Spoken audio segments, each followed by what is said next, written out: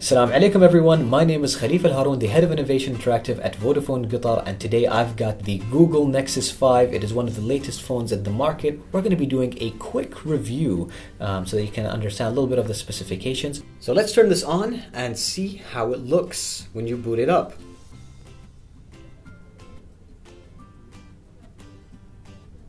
Now, it's loading up right now, and I should mention a couple of things. With Android KitKat, it's actually going to give you better performance on, handsets that don't have as much power. So when you do have a super powerful phone, it's going to be a pretty awesome experience. So first thing that you're probably going to notice is that it doesn't have a top bar or a bottom bar, in the sense that, it's not black.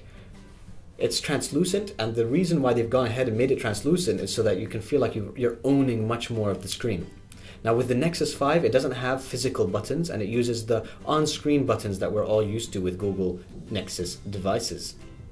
I should mention, just me simply like moving around the different menus, launching different things on the phone. It actually makes the phone, pretty buttery smooth.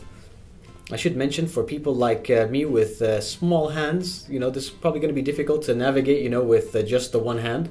But if you've got a bigger hand, this probably is a device that you can, quite comfortably use. They've done quite a good job as well as getting rid of the, the margin on the sides as well, the top and bottom. But, they still haven't managed to completely get rid of that. But I know that all the different companies are working really hard to try and get rid of those, edges. One of the really cool features about the phone, besides the fact that it's much smoother, is that you are now going to see less lag when you're moving around in different menus or when you're launching a game. That's because of the way that it compiles the applications. Here's a cool feature that I like. Okay Google, what's the weather in Qatar?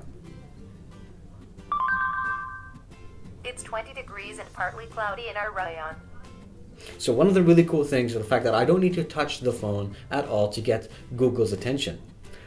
Okay Google, launch Chrome. Opening app.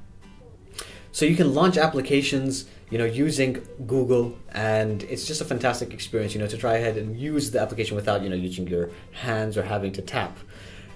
Let's also talk about the camera. So the camera is actually pretty good. It's not the most amazing camera at 8 megapixels, but it does do a pretty good job, especially when you've got lots of sunlight. Of course, most cameras do a pretty good job when you got lots of sunlight. I have to say that if you're looking for just a camera that can just handle the basics, then you're going to be happy with this.